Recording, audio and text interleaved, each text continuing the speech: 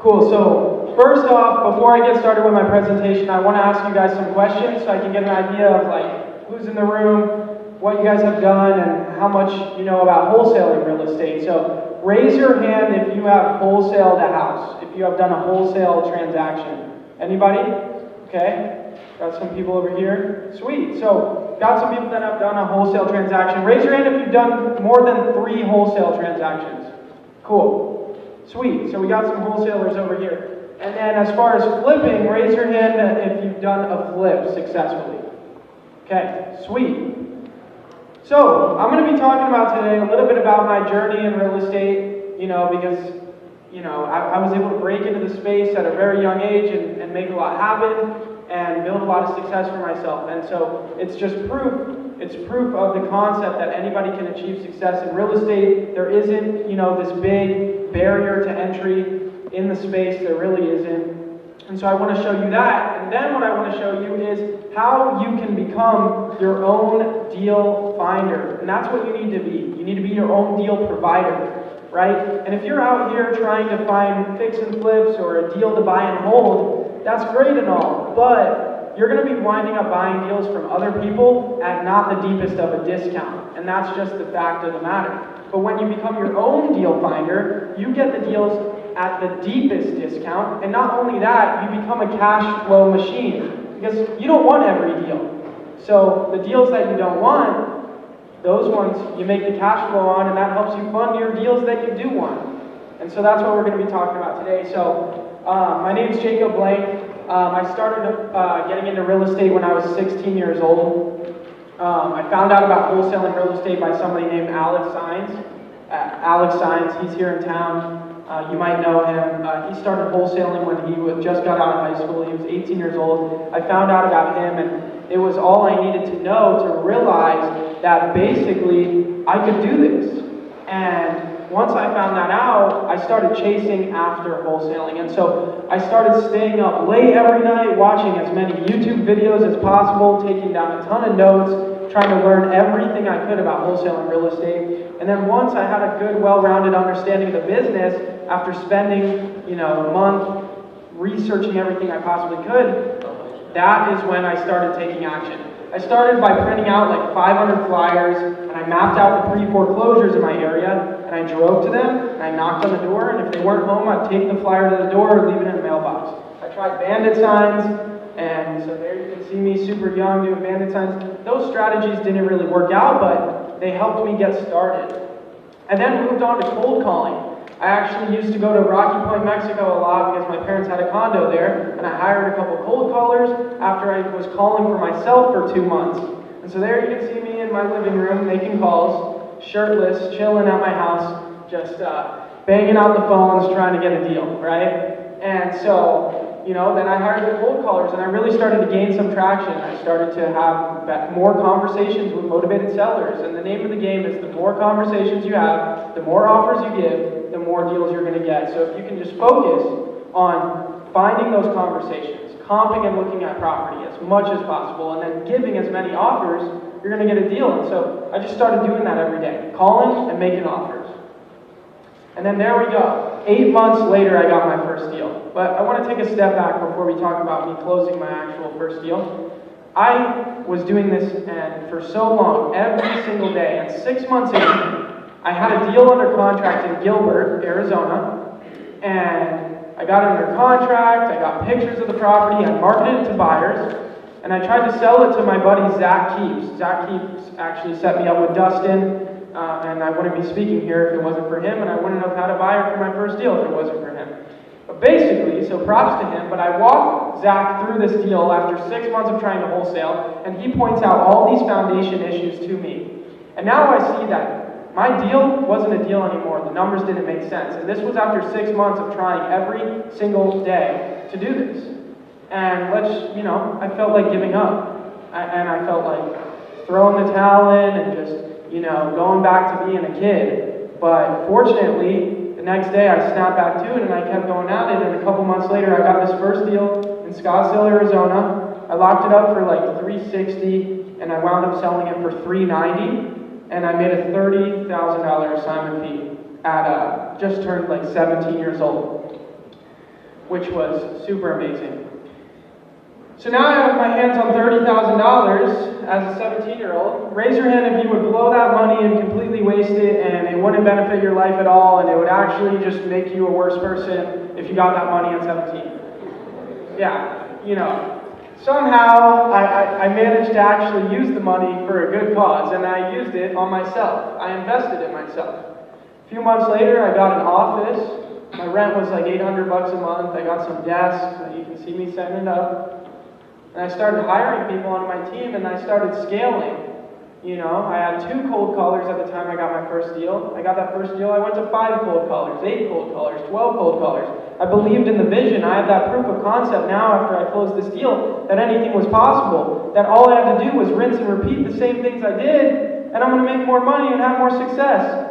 So instead of spending it on something stupid or shying away or, I got bolder with my dreams, bolder with the idea of chasing after this business and chasing after real estate investing. And then started to scale. Been making 6 figures every month for a long time in this business. And it's a phenomenal thing.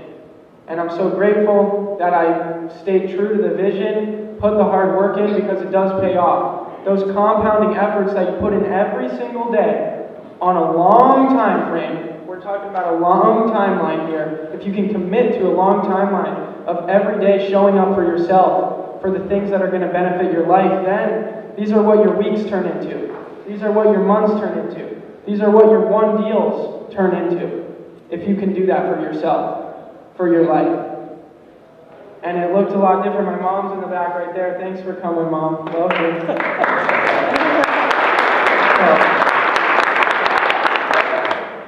Right? I've been able to spoil the people around me with amazing gifts for being there. I couldn't do it without them. I wouldn't have had the opportunity to be unique.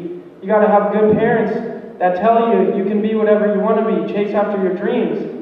You know, I did online school since sophomore year. It gave me the ability to have the time on my hands to chase after this business.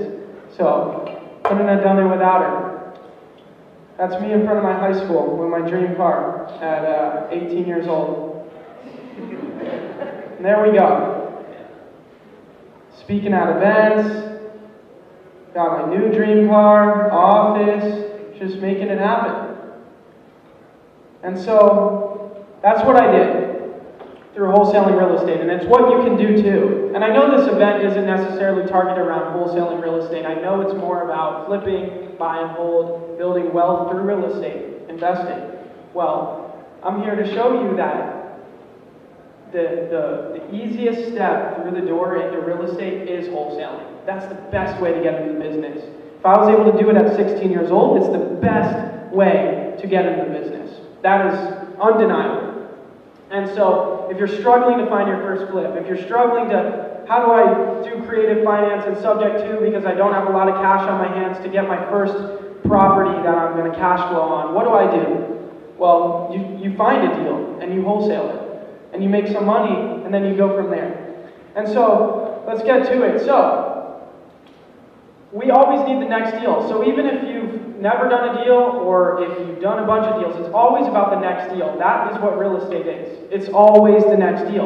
A lot of us in real estate, we become deal junkies.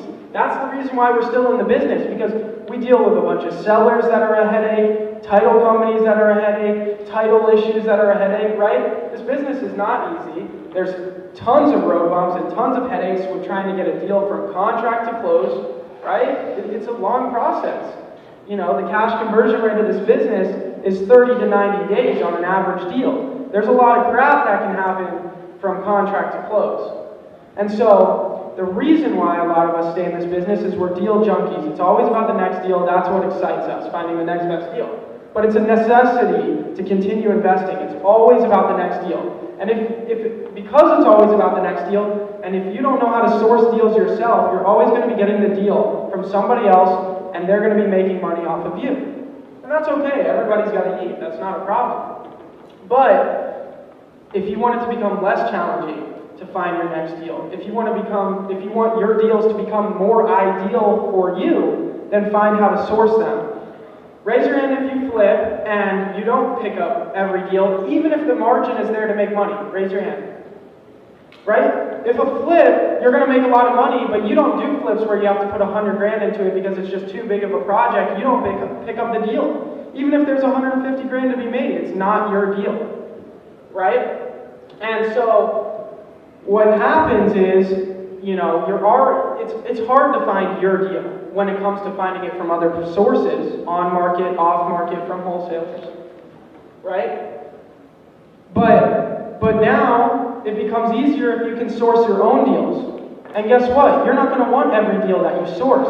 So you're going to be making a bunch of cash flow on the other side. And that's when your business becomes a cash flow machine. You don't need to be running a massive wholesaling operation. You don't need to be doing that. But what you do need to be doing is consistently sourcing one deal a month, a couple deals every few months, just so you have your hands on the deals. Now you can cherry pick what flips you want to do. I don't just wholesale. And I haven't flipped anything since 2021 because with the hedge funds dumping so much money into real estate, there was no reason for me to flip because I was wholesaling these deals to Wall Street, to these hedge funds, and they were paying me 40 grand over ARV, over the full market value of the property, even if it needed a full remodel. I was getting 110% of value. Why would I fix it up if they were going to give me 110% of value with it beat up? It didn't make any sense. But in 2020, I did 8 flips. They were cherry-picked out of 40-some deals we did that year. 8 out of 40-some deals. And I believe it was around $600,000 in revenue on the wholesale side on the other deals.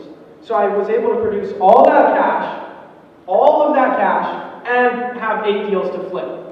Because only 8 out of the 40-some deals that we did were ones that I wanted to flip. And the same thing's going to happen with you.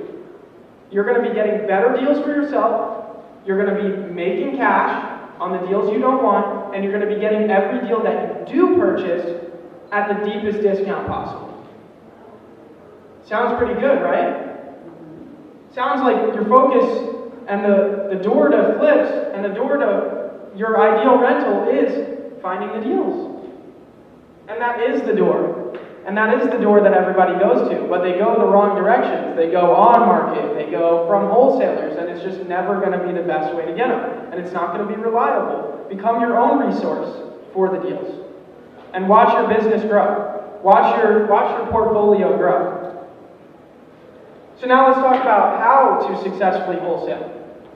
It's simple. It's a marketing and sales business, and there's only a few key parts of the business. It's marketing, right? We have to figure out how to find motivated sellers.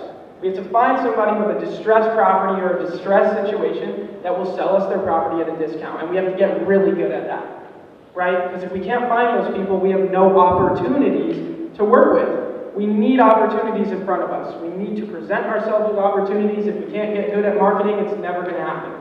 Next, we need to learn how to convert on those marketing dollars that we've spent, right? We get good at finding those opportunities, but then we're not so good at converting them and we wind up fumbling the bag and missing every opportunity. We can't do that, so we got to get really good at our sales skills. How do we convert on our marketing dollars at the highest percentage possible? Okay, so now we're marketing successfully, we're finding our opportunities, we're capitalizing on our marketing by learning how to close and locking up deals with our sales skills, and now we need the back end. Right? A lot of businesses need support. And that's this part of your business, the support. But before we get to the support, your sales skills, we don't even need to worry about it because you're going to get so good at sales on the acquisition that when it comes to the disposition of selling your deals to other buyers, which look around, everybody at this event wants to flip, wants to buy, all your buyers are here, so, you know, people that think it's hard to find a buyer know when you have a good deal, it flies off the shelf, that's just how the world works.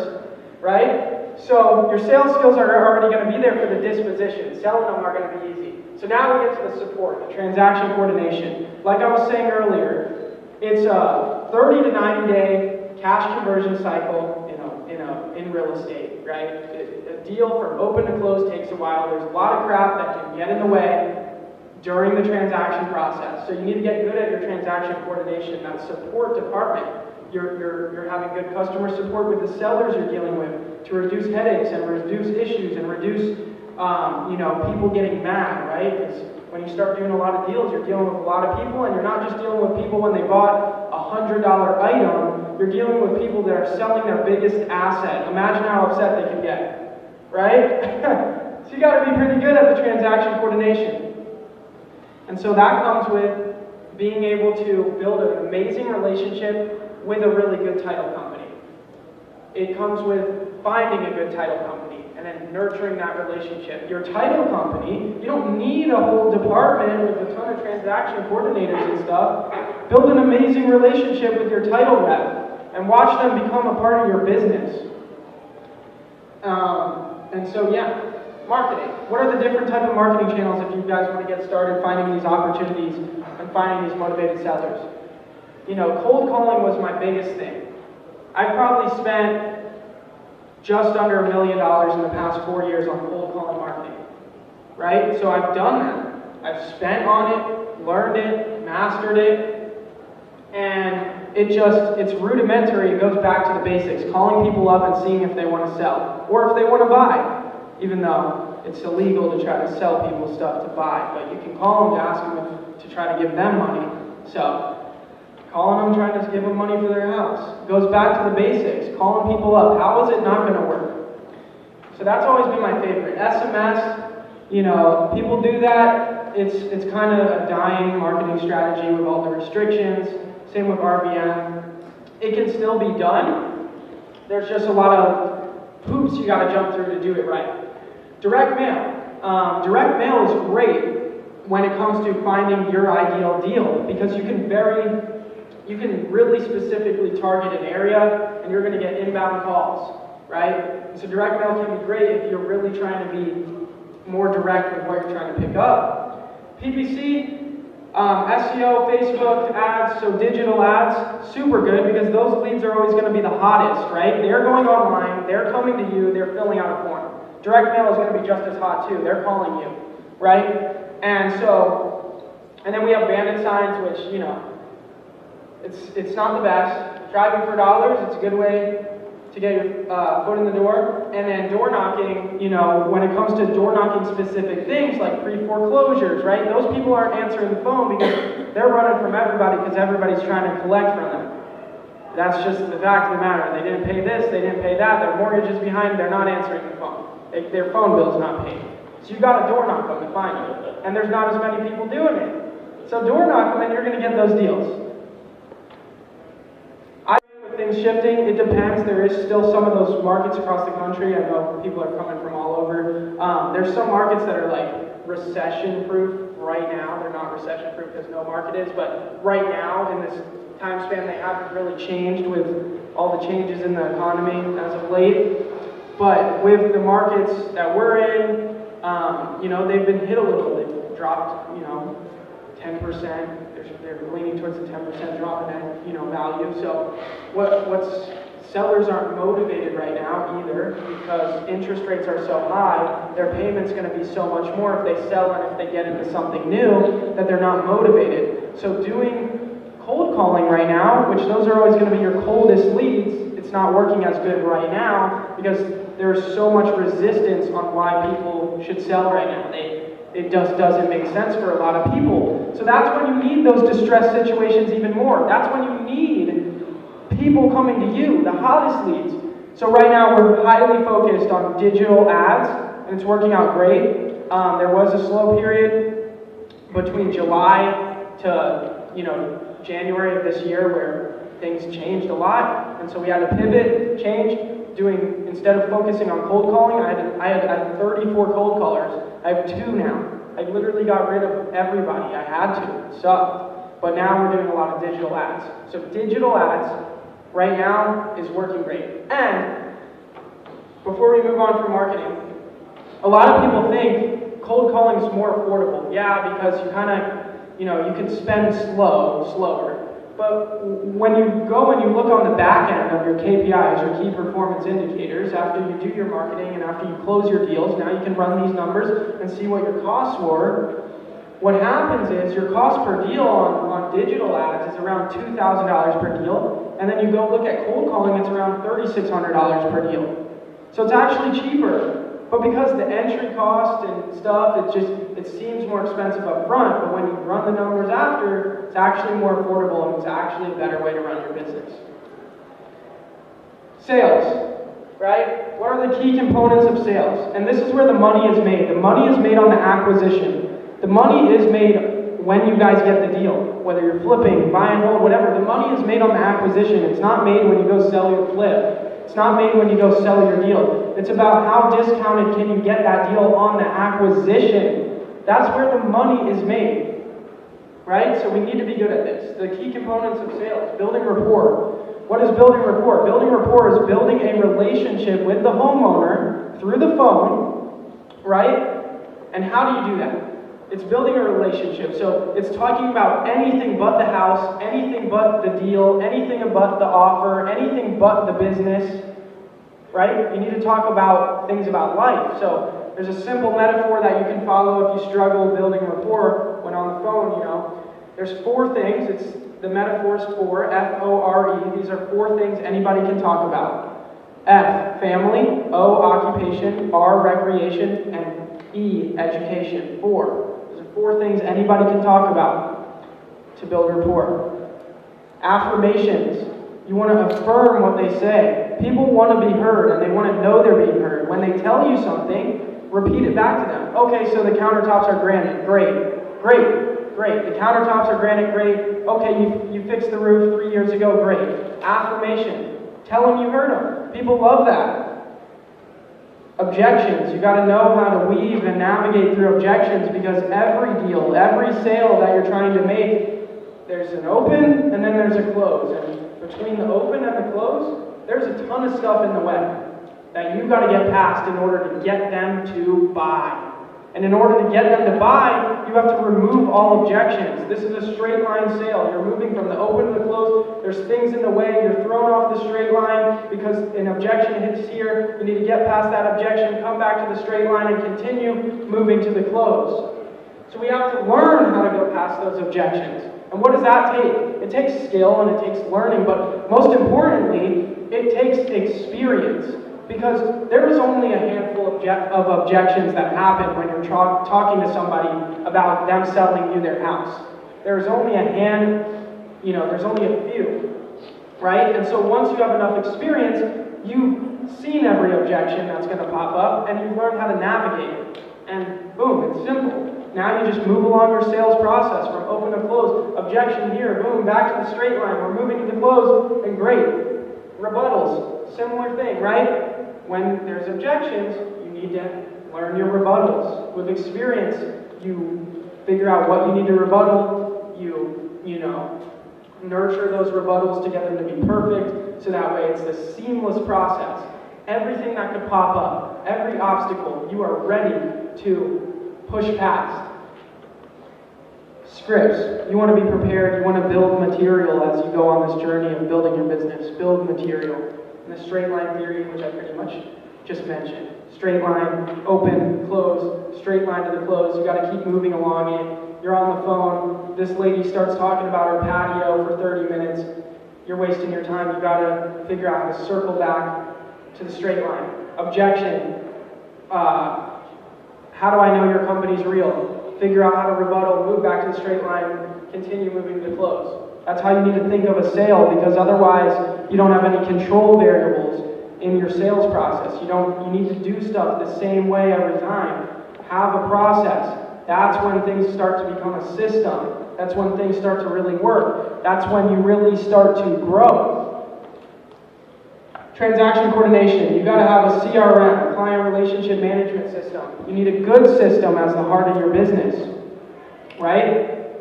If you're a mess, how are you going to be good at support? How are you going to be good at getting a deal from open to close? You can't be a mess. Can't be a mess in life, can't be a mess in business.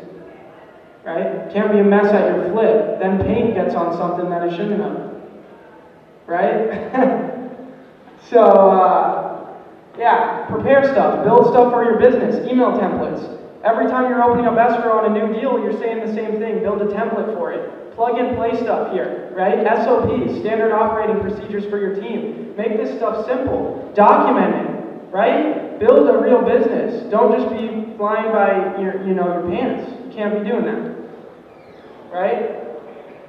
Great title company, I talked about that earlier.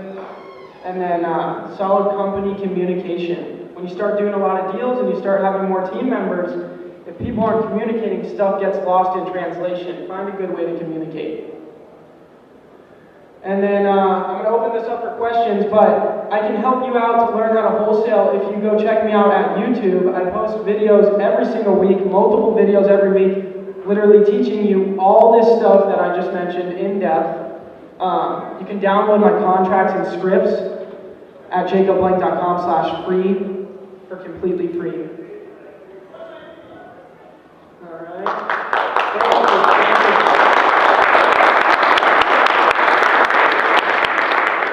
And so there's the ways to get with me.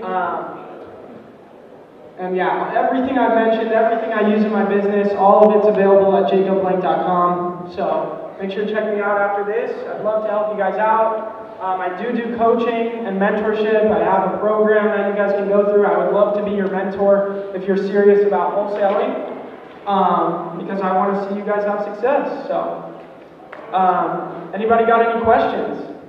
Yeah, white shirt. Oh, white shirt first. Sorry. What's your average assignment fee, and what's your compensation look like for your deal finding business?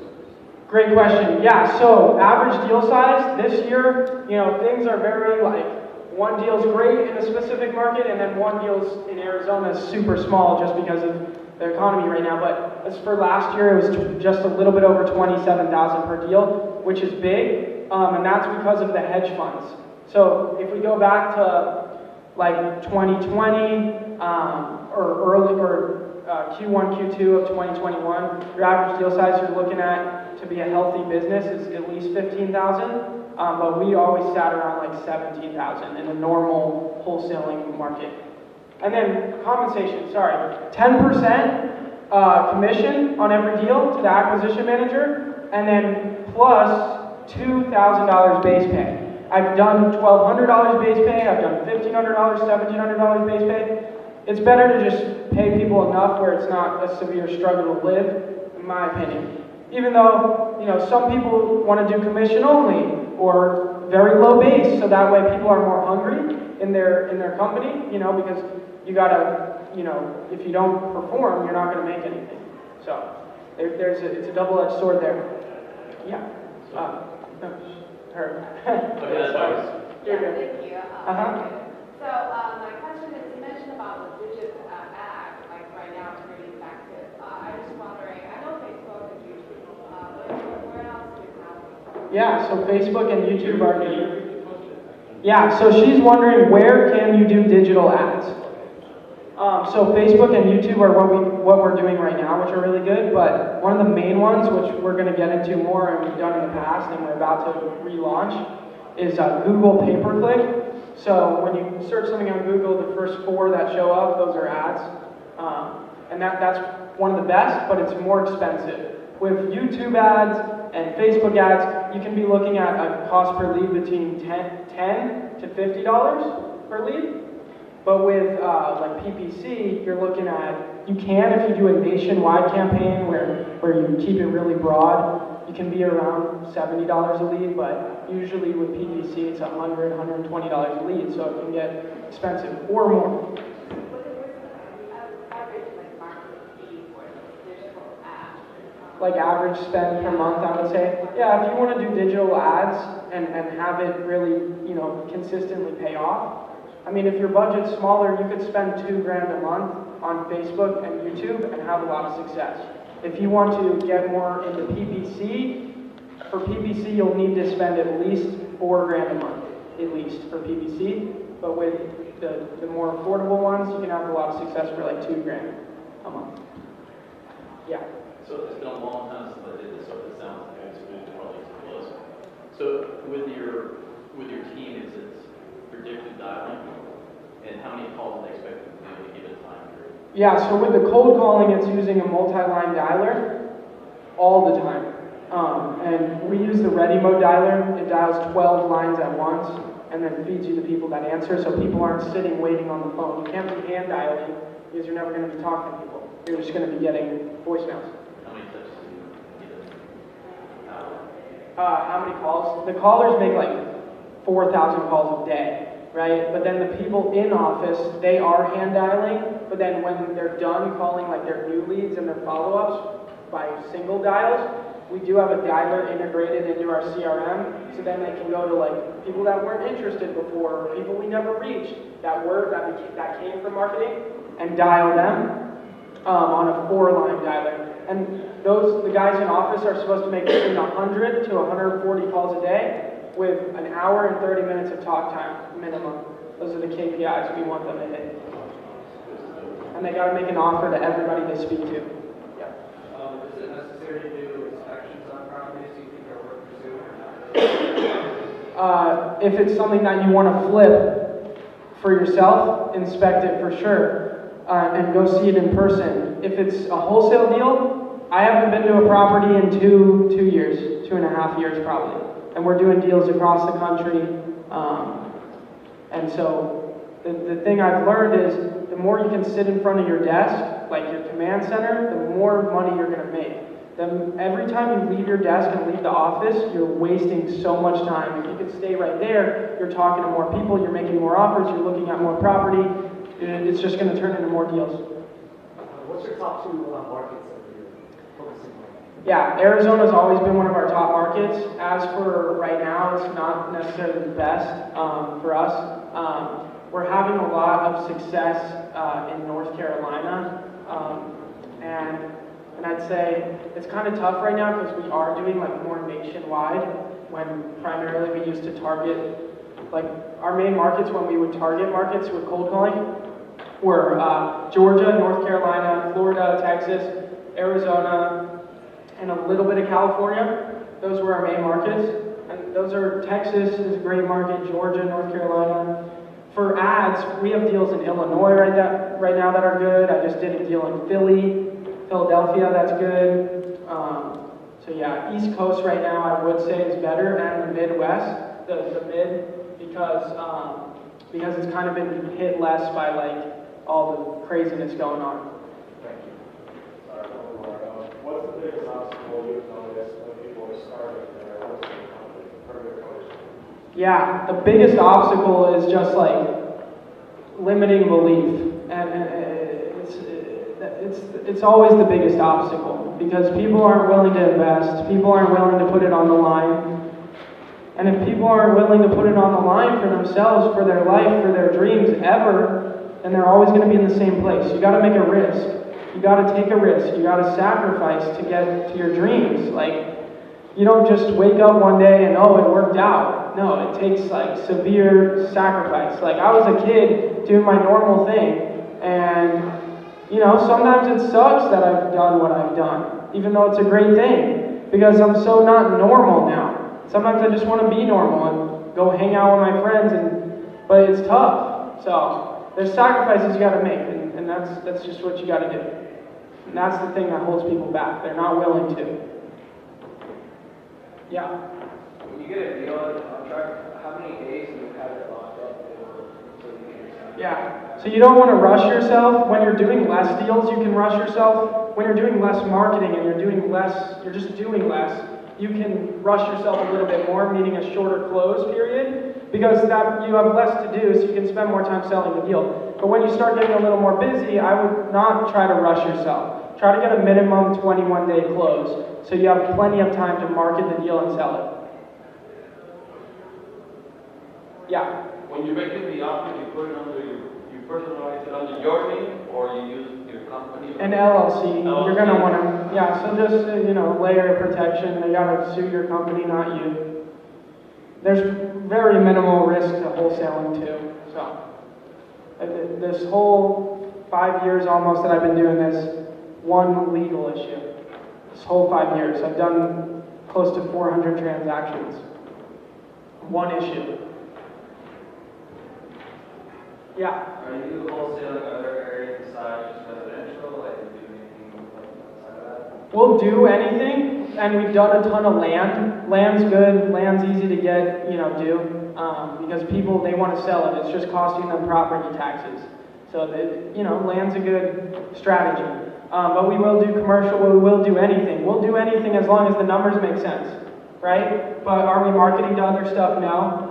There's some guys having massive success with commercial right now. There's some guys having massive success with just targeting land, where they're doing $300,000-$400,000 assignment fees on one deal, right?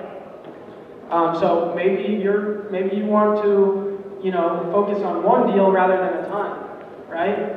Quality over quantity, maybe land, big land, or commercial is better for you. Are you doing only single-family residence, or are you doing condos and apartments? Condos, everything, yep.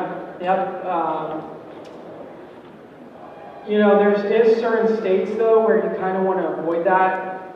Florida, there's a lot of like condos and that are just like nobody wants to buy the deal. So you wind up, when you're cold calling that stuff, it's kind of hard to filter it for condos that are actually viable. So something to consider. Some markets you want to avoid that stuff. Yeah. How did you build your network of buyers?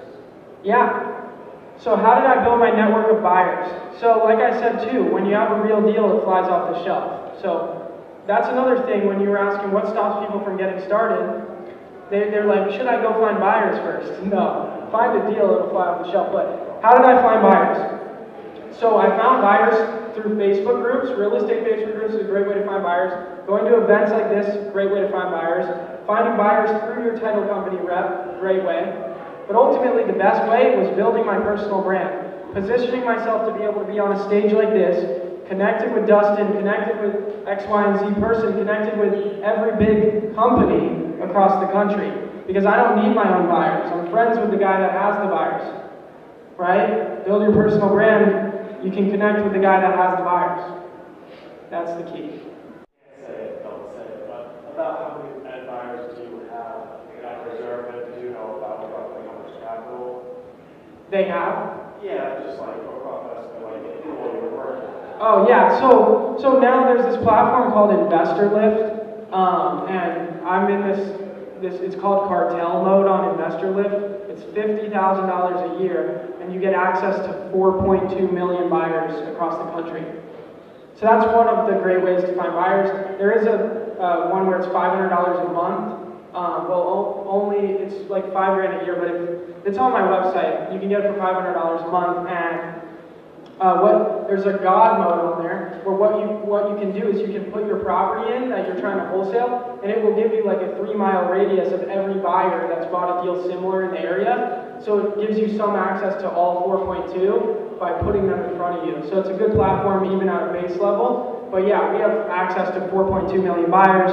So if you're wholesaling, we would love to help you sell your deals for the most profit possible and help you move them. You don't want to make much money off your deal, a couple grand to help you find the buyer. So if you need help selling a deal, you just go to jacobblank.com/dispo, fill out the form with the property you have under contract, and my team will call you and help you sell it to our buyers. Yeah. Is that for all property types, like land, residential? Yep, we can help you sell anything. And that platform that we have access to, that we pay $50,000 a year for, it has every type of buyer: commercial, developer, land, you name it, mobile home, right? People that want everything. Yeah. What type of LTV percentage are you trying to look for on a typical deal? Yeah, so every deal is different, and so when we do our deals, we're not necessarily doing it off of like a broad type of calculation. We're calculating it down as if like you would flip the deal and what a flipper's going to make. So what we do is we find the ARV, the after repair value, and we do that, which I have a calculator at my website that you can check out that does this. But what we do is we get 3 comps that are after repair value, right? They've been remodeled and they're similar to our property in appraisal standards. Bigger by 20%, smaller by 20%, all the appraisal standards, right? And we plug those into our calculator. That's going to give us the average of those 3. Then it's going to give us the average price per square foot based on those. So now we have the average price per square foot. We take the average of those, and that equals our most ideal ARV, what the property's worth redone. And then from there, we minus out our repairs, we minus out the closing costs and commissions you're going to have to pay on the back end when you sell the property and list it after you flip it. We minus out our assignment fee, our profit, and that equals our MAO, our maximum allowed offer to make the seller. And yeah. And then you stack your assignment fee to that. That's what you sell to the flipper that wants to buy the deal. Yeah. Do you have any other exit strategies outside of wholesale that wholesale numbers might not make sense? Yeah, so what's popular right now is what's called a novation. It's where you get a couple extra pieces of paperwork signed with the seller. So what you'll do is you'll either get like an attorney in fact, or some states you got to get them to sign a power of attorney. And then in your contract you need to state that this agreement can be novated. And what novate means is just to change one legal paperwork to another. And so what that means is we can go ahead and connect the end buyer we find with our seller on paper. So that way a lender will give loan docs when we go and we try to wholesale a property on market. And when we wholesale a property on market, now we can get FHA people, right, VA, we can get all of these traditional loans, so we can sell our property for more to a traditional buyer if we're able to connect the paperwork between seller and buyer that we find, so the lender loans, and there we go. So that's where you can do stuff when the deal's tighter. You can also, pitch terms and get creative, but there's one thing that you gotta remember. I mean, if you're doing this yourself, you can pitch it all. But the problem is, you only have so much time. You only have so many conversations you have. You have only so many people you can talk to, and only so many properties you can look at. And your team does too. So if you start teaching your team, pitch creative offer, pitch sub 2, pitch lease option, pitch cash, right? Pitch novation. When they're pitching all this, right? If I tell you, hey, well, we could pay you what you want for your property, but over a longer timeline, would you be interested in that? Everybody's going to say yes. Now you're a 30-minute conversation about paying them on terms, and then it turns out they just want cash ultimately. 90% of people want cash. So it's a line you got to walk and navigate of how many different strategies should I pitch, how much time should I spend on the phone with X person, so that way you're, spreading your web of opportunities or reaching the best you can. Anybody else? Any more questions?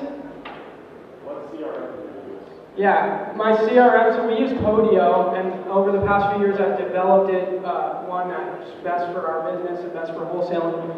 It's actually just getting released in a week from now. It's wholesalepodio.com if you want to get the same system that I use.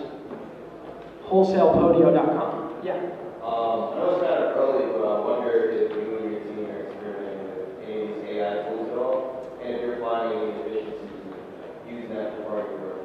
Yeah, so there is a few ways where you can use AI in wholesaling now to help your business out. One way is SEO, search engine optimization. You can have AI write blogs and articles for you for your website. So it's literally a cheat code on how to do SEO for yourself. So forget paying a company $4,000 a month to write blogs and articles for you. You can just have an AI do it, copy and paste, throw it on your website, and now you're going to rank on Google, right? We don't really do much SEO anymore because it was unfortunate. I spent years and so much time with my team doing SEO ourselves, and the website got hacked, and I lost so much SEO work, which that's a long-term play, and you have to, what you put into it, you get out, so it's super upsetting to lose that website. But yeah, you can use AI for that, but if you're on Facebook right now and you're seeing people talk about this AI tool, this AI chatbot for real estate, a lot of it's just bogus, and it's using clickbait and the hype around AI right now to just get you to sign up. You know what I mean? So it's not really implemented heavily into wholesaling yet. There isn't. That's the only real way I know right now is the SEO to use it. Yeah. And then one follow-up question, a little different. As you think about if your wholesale business, what your wholesale business will look like 10 years from now, like what's the one thing in your way that you feel like is really slowing you down? And scaling up to do bigger deals and more deals. Yeah, the one thing that's in your way is people.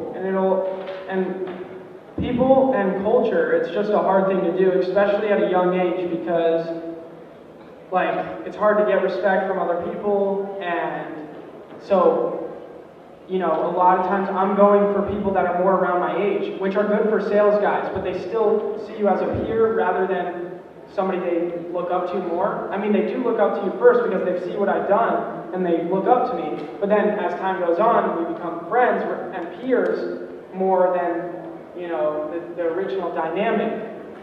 So once I'm older, I think that will be helpful for me to the 10-year goal of being able to get some more core people on my company, like, that are, you know, in place.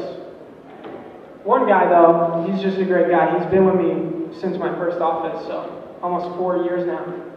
Still with me, so. But then the other ones, there's a high turnover.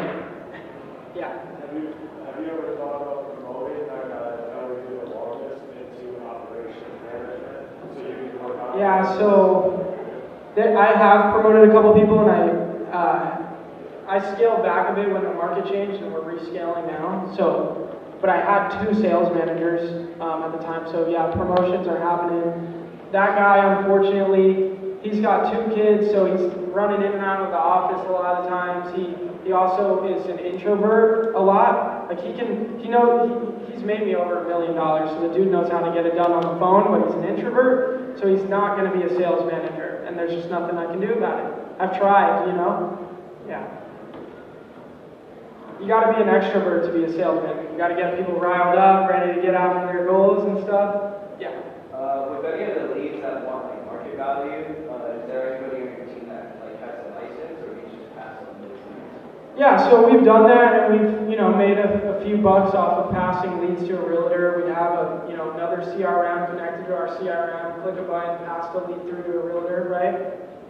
But what that becomes is now, instead of focusing our main goal of finding deals that we can lock up at a deep discount, we are now spending time pitching, not our main priority, we're pitching something different than our main priority to get somebody else business rather than just moving on to the next lead and getting us more business.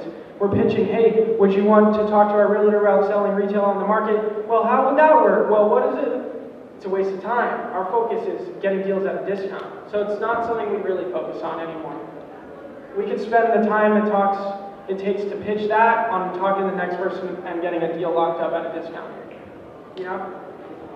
But it's those things that you learn over doing this for a long time. What was a waste? What's actually working? And the thing is, as an entrepreneur in any business, it doesn't matter whether it's real estate or, you know, service-based business, product, whatever. It doesn't matter. As an entrepreneur, the one main thing that's going to hone in on your success is your focus. You spread yourself too thin, if you go in too many directions, you will make less money. You will have less success. Find that one thing that works, focus on it. That's what you gotta do. You gotta focus. You gotta focus, you know. It's the same thing with sacrifice, right? You gotta hone in on what it is. Focus in.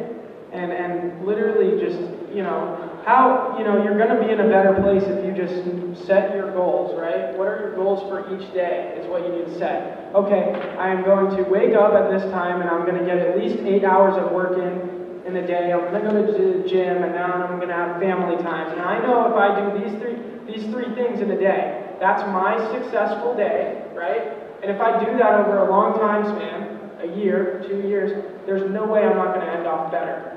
And that's just the focus you need, right? The commitment. Create your ideal day, and then just do it over and over again. And even if you go in the wrong direction, or do the wrong thing at work, or not figure it out, or fail here, if you just do it every day, you'll end up in a better place. There's no doubt.